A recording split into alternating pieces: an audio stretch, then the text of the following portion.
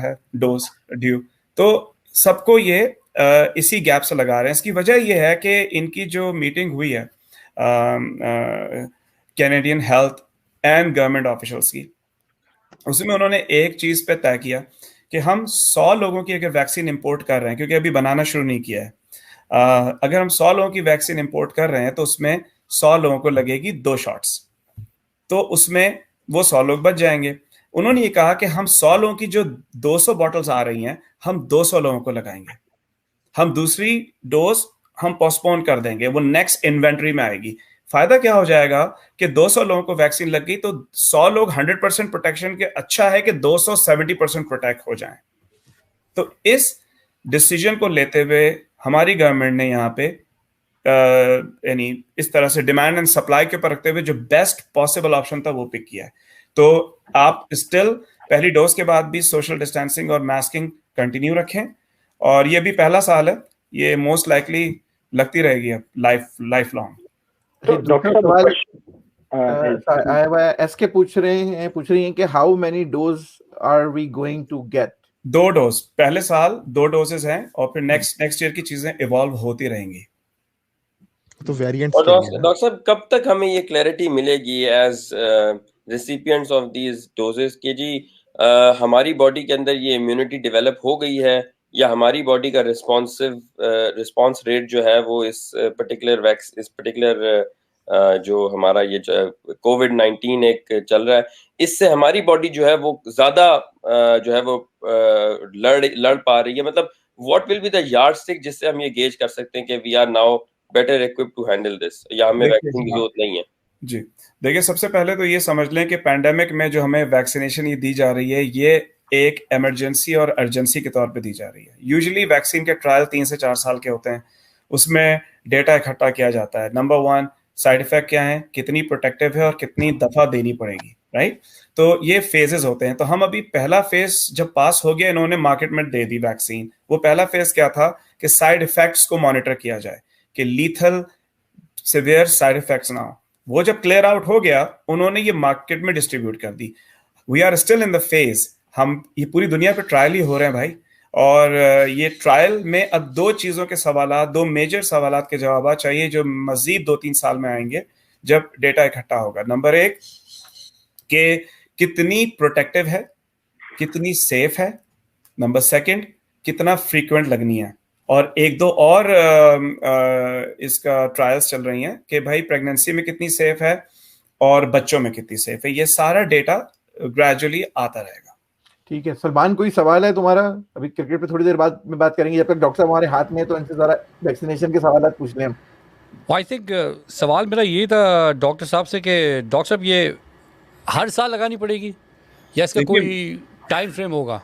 देखिए, अभी तक 2 थ्योरीज आ रही हैं। एक आ रही है कि जी शायद 6 महीने पे लगे, और एक ग्रुप कह रहा है कि शायद साल पे लगे, लेकिन दोनों अफर्मेटिव और श्योर नहीं है। तो on an average in a ball park साल रखिए। डॉक्टर साहब ये बताएं, I have a question, related question है कि जो प्रेगनेंसी जो खवातीन प्रेगनेंसी से गुजर चुकी हैं, जिनके बच्चे हुए हैं, क्या are they in the position to get the vaccination now?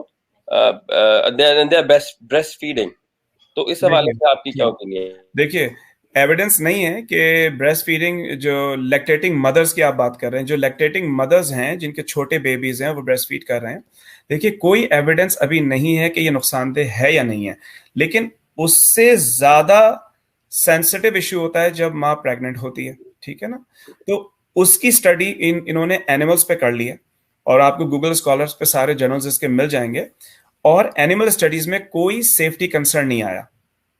और इंसानों पे ट्रायल्स अभी अंडर वे हैं, अभी चल रहे हैं। बहुत सी अथॉरिटीज मुल्कों की कहती हैं गो हेड और लगाओ, क्योंकि जान बचनी पहले जरूरी है, ठीक है ना? और लेकिन कोई इसका ऑफिशियल डाटा नहीं है।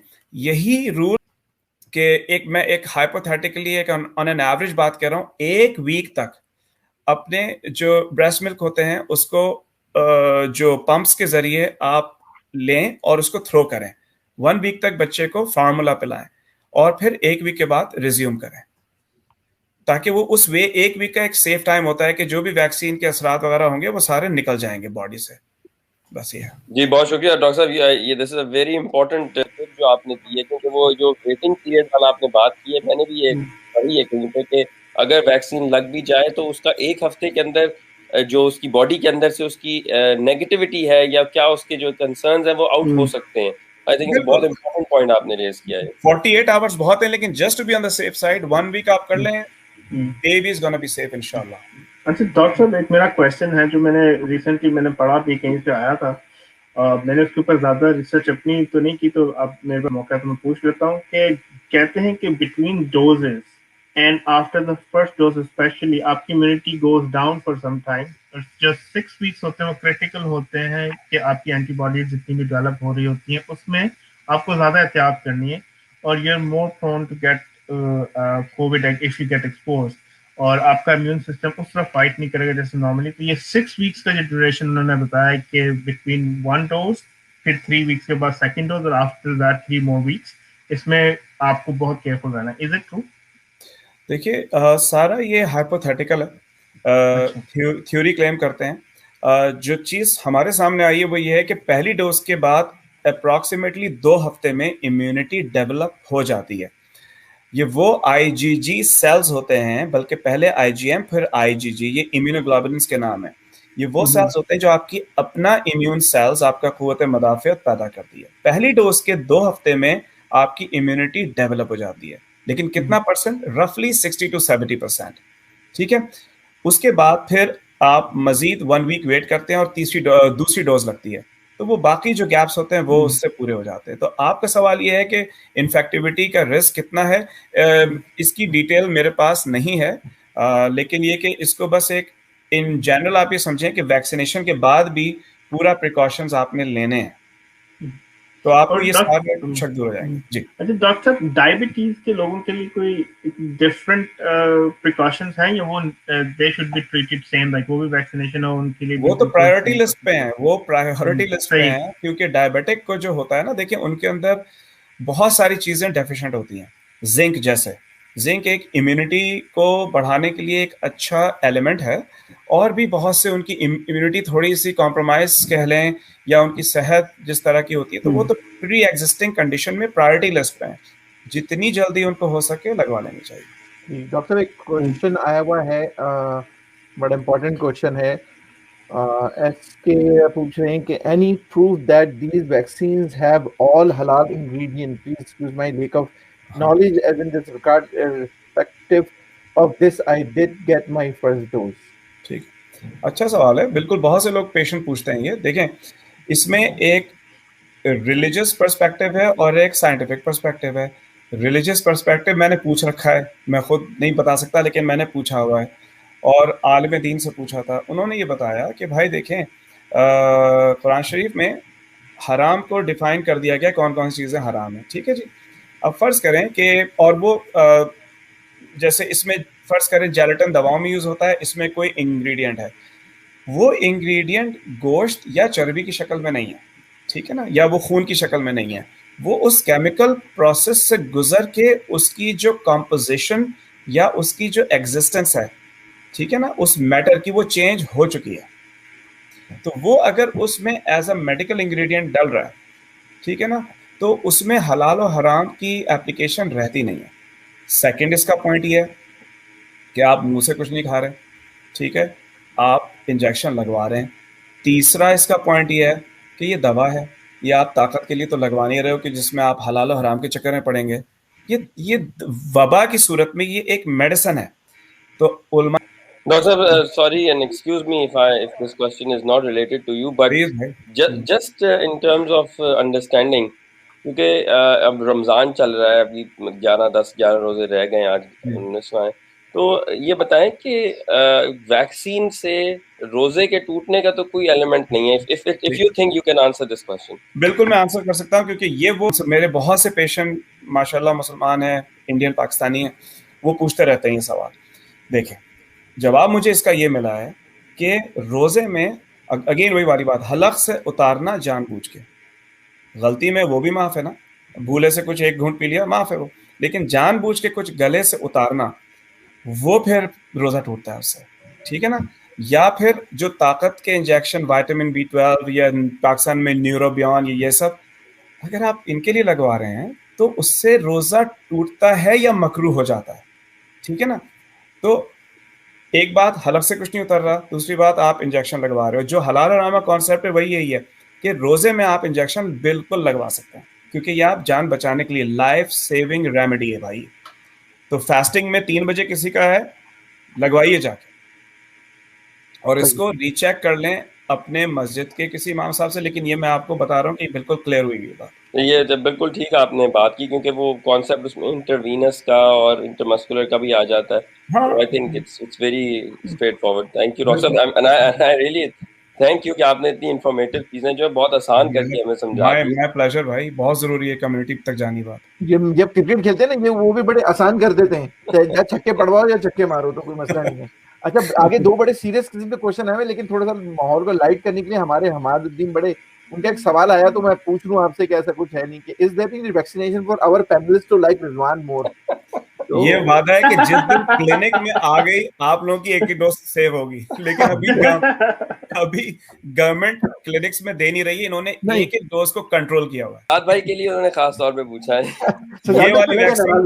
ये वाली वैक्सीन फर्रुख भाई इजाद कर सकते हैं, कोई नहीं कर सकता। यार वो सरफराज अप्रूव करेगा, जैसे एफडीए अप्रूव करता है, तो सरफराज को अप्रूव करना पड़ेगा। बिल्कुल ये वैक्सीन वो बनाएंगे ना बनाए, लेकिन टेस्ट फर्रुख भाई पे ही होगी, फिर पता लगेगा नतीजा का। वही बनाएंगे, अपने पे टेस्ट करेंगे पहले।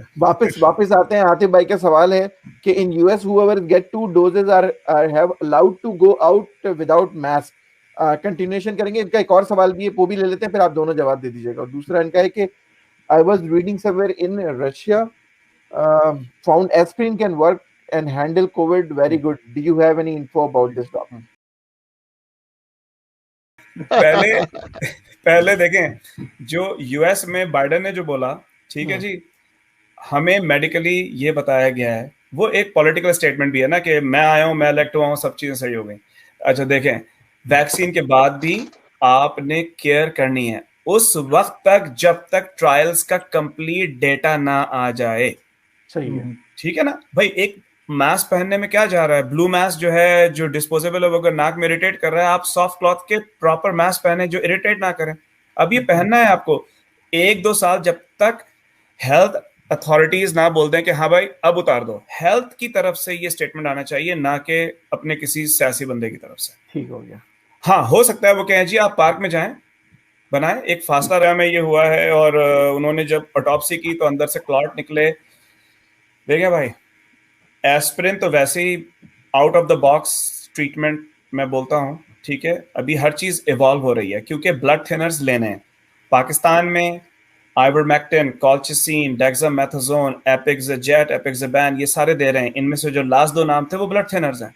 यहाँ पे हम बोलते हैं जिसको कोविड हो गया है और वो अगर 40-50 से ज्यादा का बंदा है, 40-50 साल से ज्यादा की एज है, एस्पिरिन खाए। अगर कोई डॉक्टर ने उसको कॉन्ट्राइंडिकेशन नहीं दी है, ब्लीडिंग रिस्क नहीं है, तो वो खाए साल भर, ताकि कोई आगे क्लॉट का रिस्क ना हो। बिकॉज अगर 2% लोगों को हुआ है ना, तो वो शक आ गया कहीं ये क्लॉट तो नहीं करता। जो रही बात कि वो रशिया में जो ऑटोप्सी हुई थी और उसमें रेडियो एक्टिव एलिमेंट्स का आया है, भाई ये उसी तरह की वीडियो है जिस तरह की बहुत सारी वीडियोस आई हैं कि अगर है तो क्या कर लोगे और अगर नहीं है तो क्या कर लोगे, ठीक है ना। अभी ये पता है कि लोगों को कोविड हो रहा है, अभी ये पता है कि लोग मर रहे हैं और सफर कर रहे हैं। तो अगर रेडियो एक्टिव है भी तो सॉरी फॉर दिस वर्ड, हम क्या उखाड़ लेंगे भाई। तो इस वक्त जो ट्रीटमेंट अवेलेबल है वो लो और अपने आप को बचाओ। सही है। इस पॉइंट पे फर भाई, क्योंकि डॉक्टर साहब बिल्कुल आप नुक्ता उन जमात पे आ गए, वो जिसे कहते हैं ना, आप पीक पे ले आए बात को। और हमारे बहुत सारे व्यूअर्स इस वक्त पाकिस्तान से भी देखते भी हैं और बाद में भी देखेंगे। पाकिस्तान की बिगड़ती हुई हालात, इंडिया के जो हालात बिगड़ रहे हैं, मैं चाहूंगा कि आप एक अपील मैसेज वहां सबको दें वैक्सीन के हवाले से भी, क्योंकि यहाँ तो एजुकेटेड क्लास है, ज्यादातर लोग जो वैक्सीनेट हो रहे हैं। नहीं है ना भाई, नहीं है इधर। नहीं डॉक्टर साहब, मैं मतलब कदरे मुश्तरक, मैं पाकिस्तान की आबादी के हवाले से बात कर रहा हूँ जी। तो मेरी गुजारिश होगी कि अगर आप उसके ऊपर एक अपना पब्लिक अपील मैसेज जरूर दें यहाँ पे। देखिए, सीधी बात है, जंग के मैदान में एक तलवार होती है, ठीक है, और एक ढाल होती है। ये वैक्सीन ढाल है, ये प्रिवेंट करती है, प्रोटेक्ट करती है। तलवार अभी आई नहीं है, तलवार का चांस आने का दिसंबर तक वो बोल रहे हैं, ठीक है, यानी कि दवा, ऑथेंटिक प्रूवन दवा जिसको अप्रूव कर दें FDA and the rest of the authorities, वो दिसंबर तक आने का चांस है। तो अभी आपके पास सिर्फ ढाल है, शील्ड, तो गेट द शील्ड। जितनी जल्दी वैक्सीनेट अपने आप को करवा लेंगे उतना सेफ रहेंगे। और जो इसकी सफरिंग है ना, मैं जो पेशेंट की, कि आजकल मैं फोन के ऊपर हूँ, मेरे फोन कंसल्ट चल रहे होते हैं, ये पहन के पूरे दिन में बैठे रहता हूँ, जो आवाजें मैं सुनता हूँ ना पेशेंट की भाई, बस ये बताओ कि मैं ये बता सकता हूँ कि दिल और दिमाग बहुत ही दुख होता है मुझे। और जिस तरह से वो लोग करहा रहे होते हैं घर में, हर कोई हॉस्पिटल नहीं जाता, ठीक है ना, या नहीं ले जाया जाता, तो जो वो सफरिंग जो 4 हफ्तों की या 6 हफ्तों की होती है ना, और उसको ये डाउट होता है कि मैं बचूंगा कि नहीं बचूंगा, एक दिन नहीं, 6 हफ्ते या 3 हफ्ते ये डाउट उसको रहता है। तो वो सफरिंग बहुत बुरी है, वो पूरा घर, और ये मजाक नहीं है, सब अब जान गए। तो भाई वैक्सीनेशन लगाओ, कोई कॉन्स्पिरेसी वैक्सीनेशन पे नहीं हो रही है। क्यों नहीं हो रही है ये मैं बता देता हूँ बहुत ही सादा अल्फाज में, कि कॉन्स्पिरेसी क्या होती है कि ये पैंडेमिक है कि नहीं है, ये एक टोटली अलग टॉपिक है, मैं इस पे बात ही नहीं कर रहा। मैं ये बात कर रहा हूँ कि वैक्सीन जो है कॉन्स्पिरेसी है कि नहीं है। देखें, रशिया, चाइना और US और यूरोपियन कंट्रीज, ये 2 बाइपोलर एस्पेक्ट हैं हमारी दुनिया के, ये दोस्त नहीं है ना, ये बात है, ठीक है। ऐसा कैसे हो सकता है कि 2 दुश्मन ग्रुप मिलके एक एजेंडे पे काम करें कि जी इन लोगों का ईमान खराब करना है? ऐसा नहीं हो रहा यार। इतने सारे ममालिक एक एजेंडे पे एक वैक्सीन बनाएं, एक जैसी वैक्सीन बनाएं ताकि कोविड का इलाज हो सके, और वो कॉन्स्पिरेसी एक आदमी से लीक भी ना हो, ये टेक्निकली पॉसिबल नहीं है। चुनाचे कॉन्स्पिरेसीज को साइड में रखें भाई, वैक्सीन लगाएं और अल्लाह का नाम लेके लगाएं, क्योंकि शिफा अल्लाह की जात ने डालनी है, चाहे वो पानी हो, मट्टी हो या जहर हो। इस साइंस को भी रखें और इस ईमान को भी रखें साथ में। अच्छा, एक चीज मैं यहाँ कहूंगा, एज एन एजुकेटर, मैं अपने स्टूडेंट्स को कहा करता हूँ कि जितना ज्यादा इंफॉर्मेशन अवेलेबल है उतनी ज्यादा आजकल जहालत बढ़ रही है, तो उससे बचने के लिए एक चीज ये है, it's called the crap test. जब आपको ये लल्लू पंजू किस्म के वीडियोस लोग भेजते हैं ना, तो आप पहले देखिएगा कि currency, relevancy, authority and purpose, और उनके रेफरेंसेस चेक कीजिएगा, ऐसे ही ना मान लीजिएगा। एनीवेज, सॉरी डॉक्टर, मैं as an educator, I have absolutely right. I hope जो आप बात कह रहे हैं लोग ये समझ जाएं। देखें, हमारी पूरी दुनिया में बहुत सारे मालिक, कनाडा में, पाकिस्तान में, इंडिया में बहुत से पढ़े लिखे ऐसे लोग हैं जो एक इस वक्त कैफियत से गुजर रहे हैं, जो सेहतमंद है और जो इंतजार कर रहे हैं। वो कैफियत है पैरालिसिस बाय एनालिसिस, ठीक है जी। इतना एनालाइज कर रहे हैं भाई, आप ट्रेंड नहीं है एनालाइज करने के लिए। मेरी गाड़ी के प्लग खराब हो जाएंगे, मैं थोड़ी गूगल पे चेक करूंगा कि इस प्लग को मैं क्या करूं, मैं सीधा मैकेनिक के पास लेके जाऊंगा यार। तो get the information from a reputable professional. जिसको ये कि लोग मुझे बोलते हैं कि ये लैब में बना, ये बना, मैंने कहा यार जो 700 साल पहले वबा आया था या 2000 साल पहले वबा आया था, वो कौन से लैब में बना था वायरस? भाई ये तो दुनिया में आते रहते हैं। अगेन सर सजा साहब, वो तो एक बिल्कुल एक टॉपिक है ना कि वो बनाता नहीं बनाता, अभी करना क्या है, सवाल ये है जी। Doctor, I have a quick question. So Please. obviously we're giving out AstraZeneca and Pfizer and Johnson Johnson in Canada, but what is the scientific reason as to why the AstraZeneca is only for above 40, where before it was above 55 people? Now it's only to people who are over 40 and not below 40, and not to the entire population. जी देखें, जब भी कोई एक news media में आती है या उनको पता चलता है जी कि सऊदी अरब में कहा था एस्ट्राजेनेका लगी, खातून को मिसकैरेज हो गया, फला मुल्क में लगी, उसको प्रॉब्लम हो गया, तो जब इस किस्म की न्यूज आती है ना, तो इनको फॉर लॉट्स ऑफ रीजंस इनको एक ऐसा स्टेटमेंट और ऐसी गाइडलाइन निकालनी होती है। फिर समझने की बात है, पैंडेमिक इट्स एन इमरजेंसी, ठीक है ना। कौम दुनिया तैयार नहीं थी कि हम कोविड आएगा तो हम वैक्सीन बनाएंगे, सब जल्दी में हो रहा है। तो इस वक्त अगर कोई ऐसी न्यूज आती है तो फौरन एक स्टेटमेंट आ जाता है कि जी 40 से नीचे, क्योंकि इनके पास डेटा नहीं है। डेटा जब होगा तो मजीद ये चीज क्लैरिफाई करेंगे। तो वो मैं इसको किस तरह समझाऊं, political, diplomatic, safety point of view से बहुत सारे स्टेटमेंट दिए जाते हैं। झूठ या सच की बात नहीं है। In order to control the response of the nation, कि भाई आपने तो कुछ किया नहीं, इस न्यूज सुनने के बाद भी आपने नहीं किया कुछ, तो दे हैव टू गिव दो स्टेटमेंट्स। ऐसे ही नहीं यूरोपियन कंट्रीज ने दो ने एस्ट्राजेनेका बंद कर दी थी, एक हफ्ते के लिए बंद कर दी, कि बाद में कहने को हो कि हमने बंद की थी, we took the measures right away and then we figure it out after discussing with scientist and blah blah, कि यार इट इज ओके। तो ये इस तरह की बात है। आपने सिर्फ हेल्थ कनाडा, देखिए हम कनाडा में रह रहे हैं, हमें we need to follow Health Canada. इनके प्रोफेशनल्स बैठे हुए, वो काम कर रहे हैं, जो वो कह रहे हैं करते रहो, सीधी बात है, कुछ नहीं होता है, इंशाल्लाह it is gonna be fine eventually. Thank you very much. मुझे पता है टाइम बड़ा शॉर्ट है, इफ्तार का टाइम भी हो रहा है। कोई ऐसी और चीज जो आपने कभी सुनी हो, या कोई ऐसा पॉइंट जो लोगों को आप चाहते हो कि यार कन्वे करें? एक तो वो मेरे में सब किसी ने शायद ऑलरेडी पूछा भी है कि जब हमें लग जाएंगी दोनों वैक्सीन, तो उसके बाद भी हमें मास्क पहनना पड़ेगा? भाई मास्क पहनना पड़ेगा सिर्फ प्रोटेक्शन के लिए, और आपको डिस्टेंसिंग भी थोड़ा रखनी पड़ेगी। ये बहुत ग्रेजुअली चीजों को बेहतर किया जाएगा। वैक्सीन लगते ही बहुत से लोगों ने मास्क उतार दिए हैं, मैं आपको बताऊं, नहीं है ना सर। हाँ, होगा, कोविड जुकाम की तरह होगा, लेकिन वो जुकाम की तरह भी क्यों हो? अच्छा, मेरा एक सॉरी इसी का एक क्वेश्चन है कि अगर मुझे वैक्सीन लग गई है, तो अब मुझे किसी से खतरा है या किसी को मुझसे खतरा है?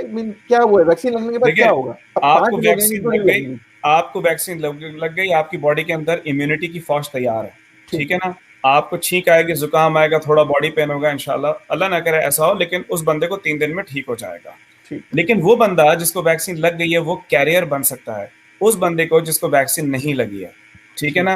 वो नाक में, मुंह में जर्म्स लेके जाएगा और उसको वो स्प्रे कर सकता है, और वो बंदा बुरी तरह बीमार पड़ सकता है। तो आपने दूसरों के लिए और अपने लिए मास्क पहने रखना है बाहर जाए तो। अच्छा, इसके ऊपर बाकी एक थोड़ा सा इंसिस्ट भी करना चाहिए, क्योंकि पिछले 2-4 दिन थोड़ा सा वेदर बेटर हुआ था, I went to walk and यकीन करें सड़क पे पूरे 45 मिनट की वॉक में एक बच्चा मुझे मिला था जिसने मास्क पहना था, बाकी जितने भी लोग वॉक कर रहे थे नोबडी वाज वेयरिंग मास्क। ख्याल नहीं कर रहे हो। हाँ, लेकिन ये एयरबॉर्न का तो इसमें ये भी तस्वर है कि एयरबॉर्न ऐसा नहीं है, लेकिन फिर ये भी कहा जाता है कि अगर किसी ने छींक किया तो it can stay in the space for certain feet for many hours. Exactly. देखिए ड्रॉपलेट है ना, तो ड्रॉपलेट थोड़ी देर रह के फिर वो नीचे गिर जाता है। अंदाजन 6 मीटर्स में, ख्याल में क्या है 6 फीट 1 मीटर का फासला इख्तियार करें वगैरह वगैरह। तो अगेन कौन वहां पे छींके गया है, वहां हवा कितनी तेज थी, कितनी देर वो रहेगा, ये सब इतनी डिटेल्स है कि बंदा इससे बेहतर नहीं है कि एक मास्क पहन ले। एग्जैक्टली। लेकिन छोटे-छोटे टिप दे सकते हैं डॉक्टर साहब कि क्या-क्या करें कि मास्क पहन के बाहर जाना है, गाड़ी जब ड्राइव कर रहे हैं तो क्या उसको भी मास्क पहनना है, क्या करना है? आप अपनी गाड़ी में बैठे। अच्छा, एक और कॉमन प्रैक्टिस हो रही है कि जी ये मेरा दोस्त है, मैं इसको ड्रॉप करने जा रहा हूँ। भाई आपके दोस्त है मगर आपके बबल में नहीं है, आपके घर में नहीं रह रहा, ना ड्रॉप करो, उससे कहो उबर लो जाओ। आप मेरी बात समझ रहे हैं? तो आप अपनी गाड़ी में अपने घर वालों के साथ या अकेले मास्क उतार दें, वो it's like your own house, ठीक है ना। शीशा खोल दें। ऐसा नहीं है कि कोई सामने वाली गाड़ी ने छींक मारी तो वो पीछे आएगी, ये वो तो बंदा फिर बहुत ही बदनसीब होगा अगर उसके साथ ये हुआ। फिर उसका कुछ नहीं हो सकता। लेकिन वो तो उतना ही बदनसीब होगा जितना ताबिश खान के जमाने में भी उसको नहीं मिल रहा मैच। ये बिल्कुल आपने सही बात की, उसका फिर वो, हाँ बिल्कुल। तो एक सवाल पेशेंट्स पूछते हैं भाई कि किनको वैक्सीन नहीं लगनी चाहिए। ये किसी ने एक सवाल पूछा है, सबर है वैसे भी। हाँ, इसका मैंने जवाब दे दिया है फास्टिंग का, कि फास्टिंग में आप लगवा सकते हैं, बिल्कुल वैक्सीन लगवा सकते हैं, बिल्कुल। नहीं, वो सेफ कह रहे हैं, is it safe while you hungry और नॉट ईटिंग? एब्सोल्युटली, हां, मतलब you can still fast and gate the vaccination.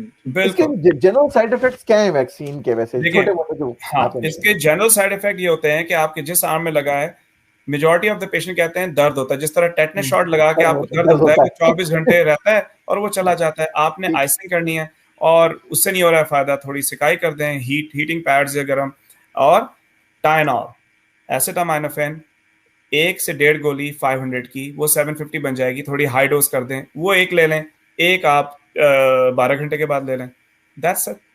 और बहुत कम परसेंटेज में लोगों को बुखार, माइल्ड फीवर होते हैं। अच्छा, कुछ पेशेंट ये पूछते हैं कि किनको वैक्सीन नहीं लगनी चाहिए।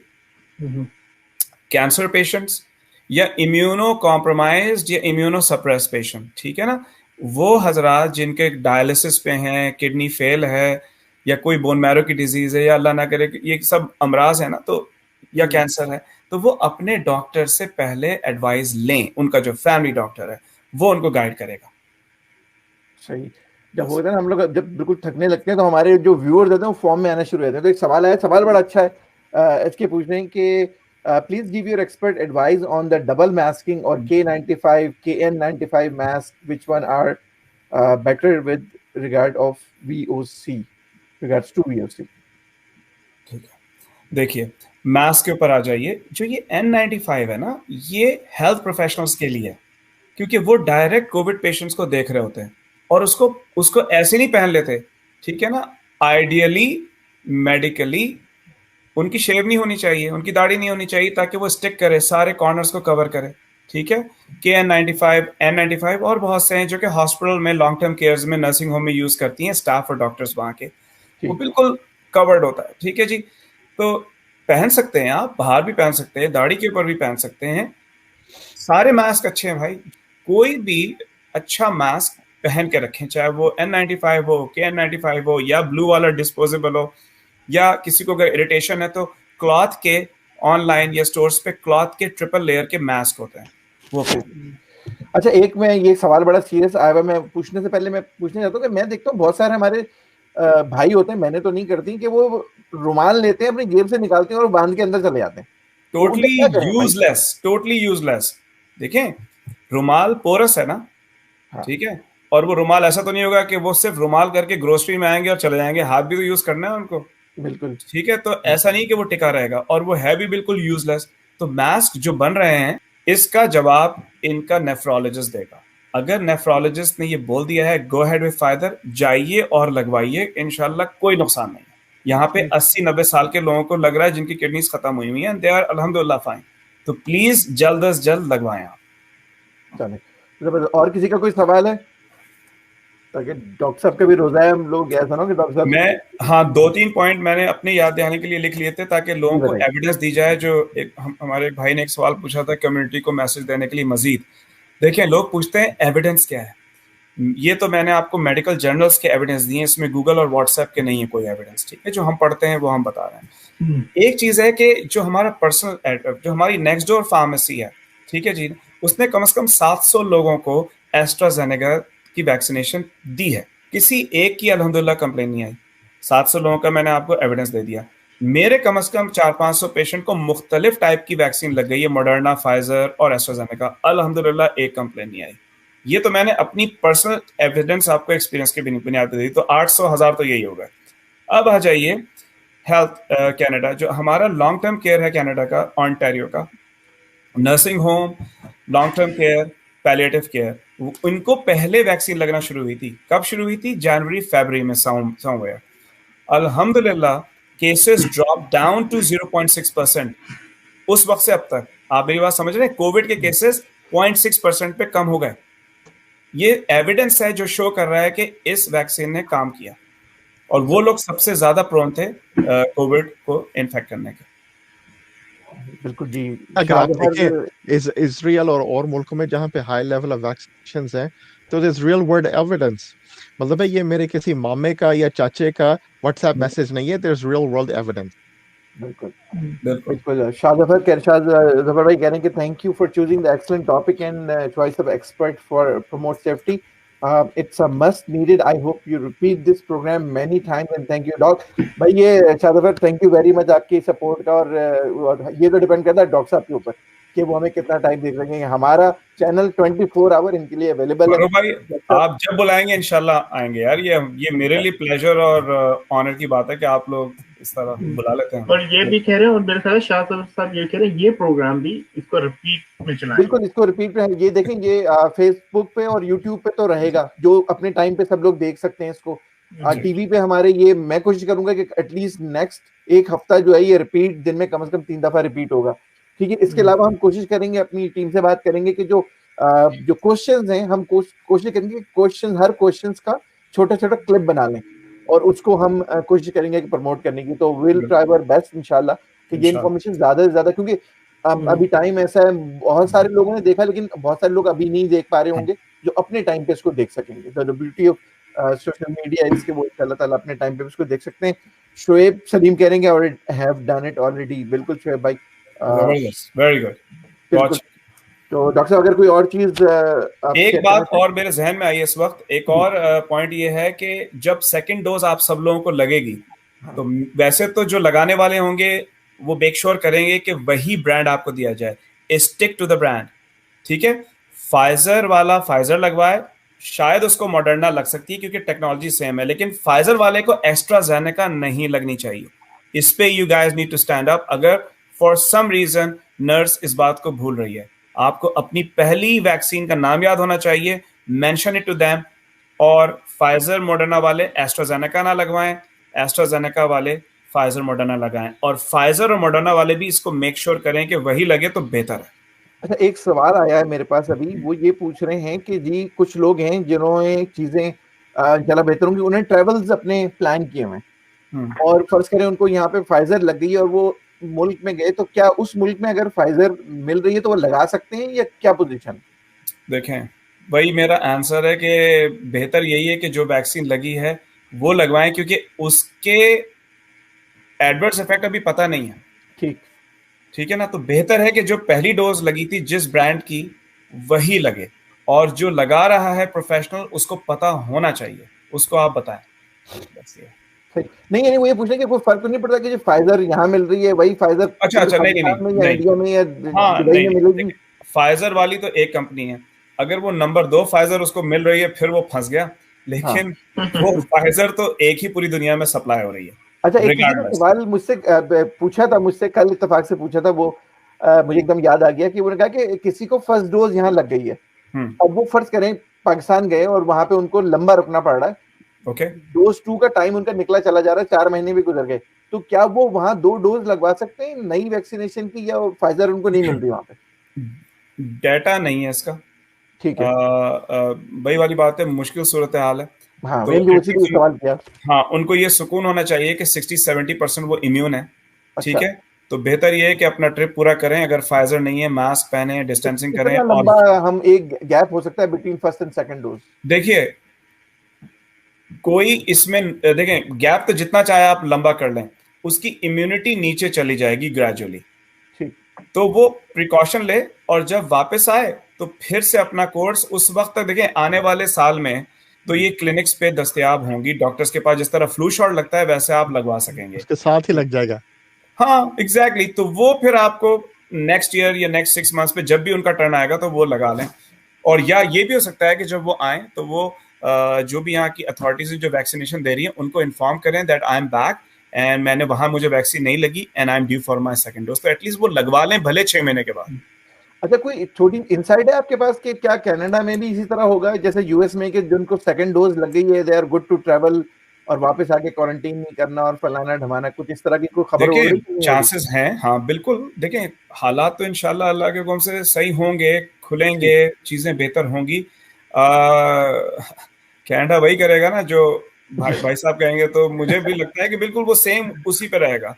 बिल्कुल, बस एक महीने का रह गया बस जी। डॉक्टर साहब आप मैं कह रहा हूँ डॉक्टर साहब, आप इसका या कोई पैनलिस्ट इसका जवाब अगर देना चाहे कि अगर इसको देखा जाए, एनालाइज किया जाए कि कितने अरसे में things gonna become towards normality, Canada की तरफ बात कर रहा हूँ, लोकल इंटरनेशनल नहीं कर रहा, तो what is that ballpark, like winter 2022? That's the like that is like normal से मुराद ये कि देखें, मैं इसका जवाब आपको हिस्ट्री से निकाल के दे सकता हूँ। स्पेनिश फ्लू जब आया था ना भाई 1918 में, ठीक है, लोग कहते हैं 1920 में खत्म हो गया था, गलत है। आप उसको मजीद जाके रिसर्च कीजिए। उसके बाद आई थी स्लीपिंग सिकनेस, जो कि स्पेनिश फ्लू की एक कॉम्प्लिकेशन थी, स्लीपिंग सिकनेस। वो बंदा या तो वो डिलीरियस स्टेट में चला जाता था, या वो बंदा सोता रहता था या कोमा में चला जाता था, झिझोड़ने पे उठता था, और 1/3 या 1/4 पॉपुलेशन दुनिया की खत्म हो गई थी। ये टोटल सिनेरियो 10 साल रहा था मेरे भाई।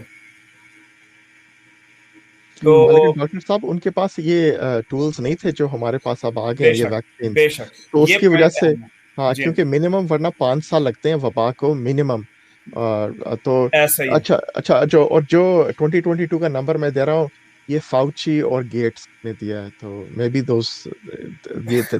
उनके रेफरेंस से ले रहा हूँ, फाउची के रेफरेंस। बिल्कुल हो सकता है।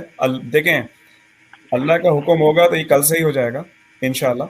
लेकिन जो दुनिया में जो असबाब जो दिख रहे हैं वो ये दिख रहे हैं भाई कि ये साल तो गया, ठीक है ना, अगले साल में जैसे सज्जाद भाई ने जिक्र किया, अगले साल में कोई टाइम हुआ तो हम बहुत लकी होंगे। ये मैं लेकिन कोई ये तो बैठ के प्रिडिक्शन नहीं दे रहा, लेकिन ये सबको पता है बात। ये लोकली है मैं की बात कर रहा हूँ, वर्ल्ड लेवल पे तो ये पता नहीं कितने साल चलेगा वर्ल्ड ऐसा लेवल ही है, पे, ऐसा ही है।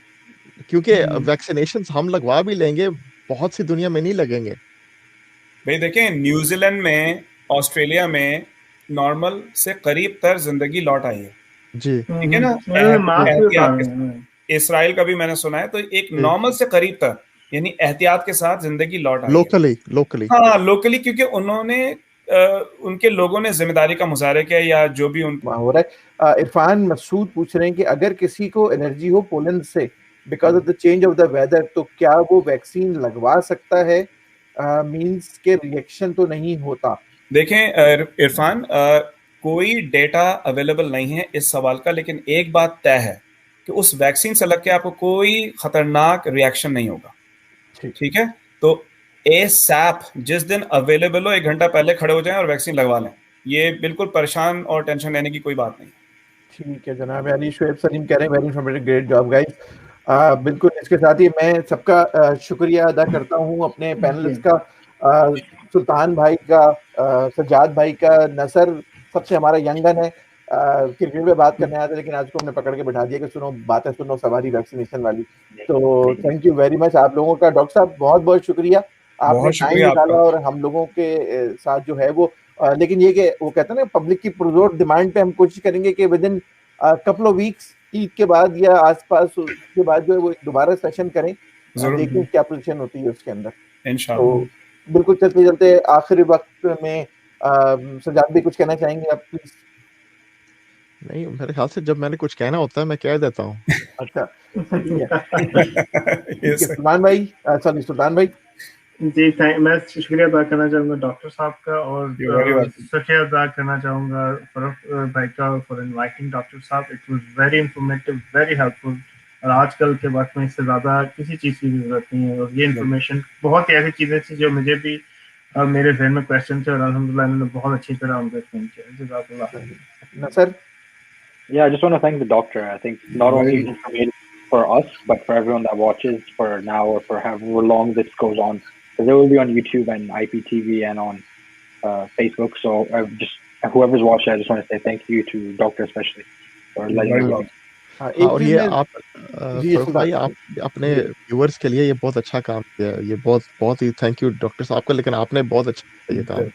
नहीं, हम सबको ये यकीनन ये वो होनी चाहिए, और मुझे तो खास तौर पे है कि यार हमने भी इस महीने में कोई ऐसा काम किया जिससे लोगों को कुछ फायदा होगा और कुछ सदका जारी, क्योंकि हम ये कहते हैं कि जितने भी लोग देख रहे हो अगर किसी एक शख्स को भी इससे फायदा हो गया तो मेरे ख्याल में हम सबके टाइम पे जो है ये वर्थ हो गया। और हम अपना जो सबसे बड़ा हमारा मीडियम है वो IPTV है, जिससे हमारी जो व्यूअरशिप है वो लोगों को पता है वो बहुत ज्यादा है। यूट्यूब और फेसबुक पे जो हम नजर आता है लोगों को, वो एक बहुत ही फ्रिक्शन है। असल में जो लोग देख रहे हैं वो तो बहुत ज्यादा। आखिर में मैं जरा माइक दूंगा डॉक्टर साहब को, और उनसे फिर उसके साथ ही फिर हमें इजाजत देंगे। डॉक्टर साहब।